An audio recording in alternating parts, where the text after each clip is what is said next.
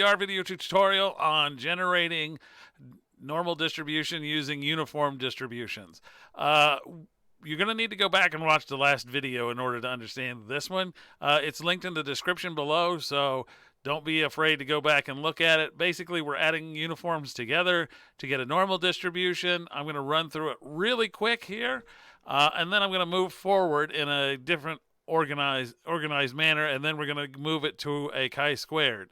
So just keep that in mind at the moment. So if you go back and look, 1,000 was the number of samples. We learned how to pull from a uniform.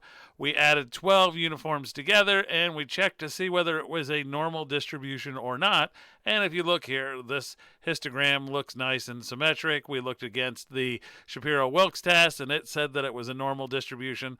And the QQ norm plot looked pretty good. So what we want to do is redo this in a little more efficient manner. So we're going to take and redo this, and then we'll convert it to a chi-squared. So what I'm going to call this is NU1, which is going to be the number of uniforms that I'm going to use. And then I'm going to have N1 still be 1,000. I'm just putting it here to be pedantic so that it's clear what the value is. So this will be the number of samples we're going to use. Okay, so once we have this, what we can do is we can take this and reorganize things. So the first thing I'm going to do is I'm going to make another U1 here. And I'm going to do the R unif, and I'm going to do N1 times NU1. Okay, and they're going to go between 0 and 1. So I'm going to have 12,000 of these. And you'll see why here in a minute. Because what I'm going to do is I am going to put them into a matrix. And this matrix is going to have the right dimensions. So I'm going to make the entries U1. The dimensions of this, the N row, is going to be the N1. So we're going to have 1,000 rows, which is going to correspond to each of the uniforms like we had before, like U1, U2. It will be each column. And so the number of columns is going to be NU1. And if I do this, this will organize this uniforms into a format so that I can then add them together in a simple manner using the apply function. So if I use the apply function on M1, I can go across the rows and sum them up. Okay? And if I do this, this A1 should do everything I want. The only thing I need to do to it is subtract off 6. If you remember from before, we had to subtract off 6 to get it centered at 0. 12 is a magic number because it relates to the variances and it makes it come out that we have a standard normal or really close to a standard normal. So if I run this here, everything should work. I can then get a histogram of A1 and it should look just like what we had before. And here you go. Here's a histogram of A1. Looks a lot like a normal distribution. And this is what we're after. Okay, so now that I have this, what I can do is I can take and turn this into a function. And how I'm going to turn this into a function is I am going to copy and paste this. So copy this, paste it. I'm going to make it a function. So I'm going to call this my norm U1 function because I'm using uniforms for it. So it's a function. What am I going to dump into it? I'm going to leave 12 alone, but I'm going to show you how to do this. So I'm going to put N1 and I'm going to have NU1, and this is going to default to 12. You could change this number, but then you would need to scale things in order for it to come out standard normal. It'll still come out normal, it just won't be standard normal. Okay, and then what we're going to do is we are going to return from this A1. This is what we're going to return, and this should give us a way to generate these normal distributions. So put here, turn into a function. All right, now that I have this, I should be able to run it.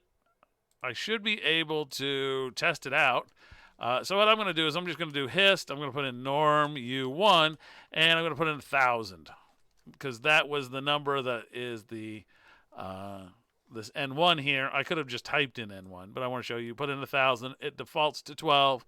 And if I run this here, it should work, and I should get a histogram here. Notice the title on it changed because of what it used. Okay, so this function works. Now, what's interesting is you can go from one distribution to another distribution if you understand how they're related. So if I want to generate a chi-square distribution, it's just a square of a normal.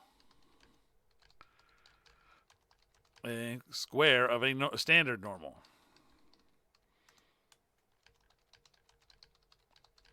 So I can simply take the values that I get out of my function and square them, and they will be chi-squared. So I'm going to call this C1.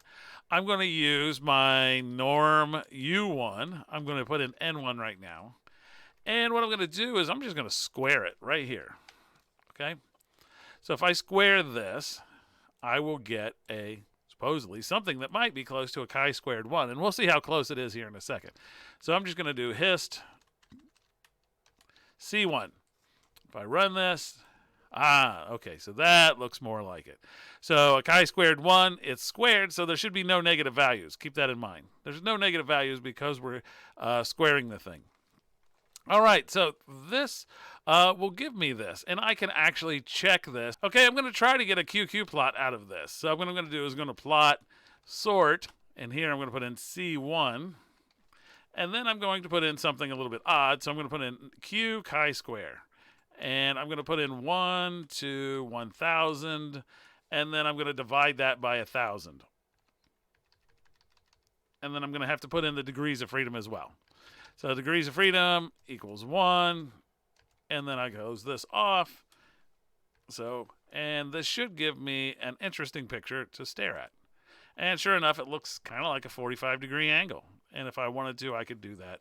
I could do AB line here and put in here what's the intercept is 0, the slope is 1. We could make the color equals red just to see how close we are. And you notice it's off a little bit. But down here, it's kind of on pretty well. So it seems to do pretty well. And remember, this is an approximation. We're taking an approximate normals, we're squaring them, and we're getting approximate chi-squareds. And this is pretty easy to do.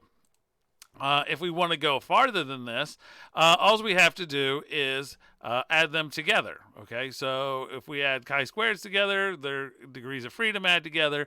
So this becomes pretty easy. So let's say I want to get a chi-square 3 out of this. I can simply do what I did before. So I'm going to call this C3. I can do norm U1, N1, and then I'll square it. And then do the same thing multiple times, 3 times.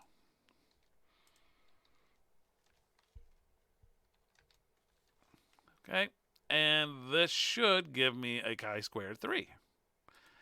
And I can get a histogram of this. And this is what a chi-squared 3 looks pretty close to that. I'm going to do copy and paste this thing here again. All I have to do is change a few things. I need to change C1 to C3. And remember, the degrees of freedom are now 3. We can see how close we come out.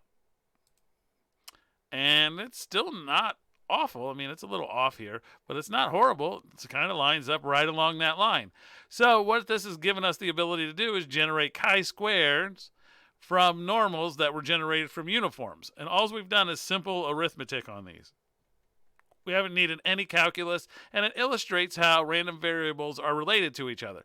So what we're going to do is we're going to clean this up in the next video, and then we will figure out how to get maybe an F distribution or a T distribution. All right, so see you in the next video.